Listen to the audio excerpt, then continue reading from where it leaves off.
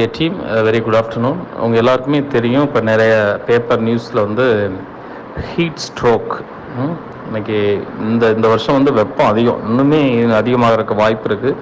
ஒரு 50 வயசுக்கு மேலே 60 வயசுக்கு மேலே உள்ளவங்கெல்லாம் வெயிலில் நடந்து போகும்போதே மயங்கி விழுந்து இறக்கக்கூடிய சூழ்நிலைகள் நிறைய ஜிஹெச்எஸில் அந்த ஒரு ஃபார்முலா கண்டுபிடிச்சி இன்றைக்கி எல்லாருக்கும் சொல்கிறாங்க ஹீட் ஸ்ட்ரோக் அப்படின்னு சொல்லிட்டு. அதனால் கொஞ்சம் தயவுசெய்து நீங்கள் நம்ம சென்டர்ஸ்க்கு வரக்கூடிய நம்மளை சுற்றி இருக்கிறவங்களுக்கெல்லாம் கொஞ்சம் இன்ஃபார்ம் பண்ணுங்கள்.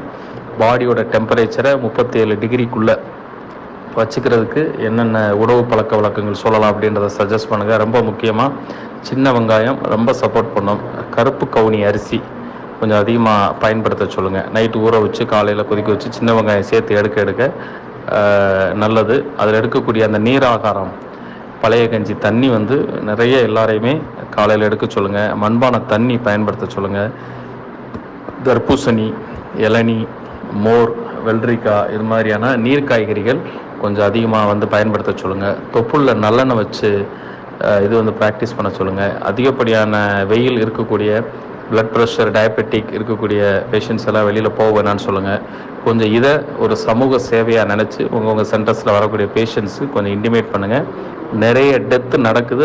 நீங்கள் இந்த லாஸ்ட் 10 days பார்த்தீங்க அப்படின்னா கிட்டத்தட்ட 180 பேர் இறந்துருக்குறாங்க. அதுக்கு பேரே எப்படின்னா ஹீட் ஸ்ட்ரோக் அப்படின்ற மாதிரி சொல்கிறாங்க. அதில் கொஞ்சம் எச்சரிக்கையாக இருக்கிறது நல்லது. தேங்க்யூ.